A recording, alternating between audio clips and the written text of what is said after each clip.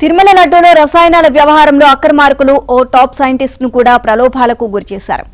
కేవలం తిరుమలలో దర్శనాలు, వసతి ఏర్పాట్లలో ప్రోటోకాల్ మర్యాదలు చేసి బుట్టలో వేసుకున్నారు.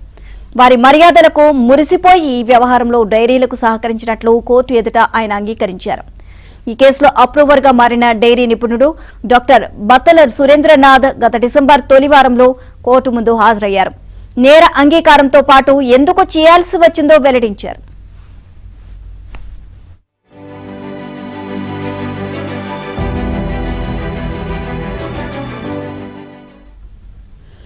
నేషనల్ డైరీ రీసెర్చ్ ఇన్స్టిట్యూట్ కు సంబంధించిన బెంగళూరులోని రీజనల్ సెంటర్ లో కెమిస్ట్రీ విభాగానికి అధిపతిగా పనిచేసిన సురేంద్రనాథ్ 5 ఏళ్ల కిందట రిటైర్ అయ్యారు.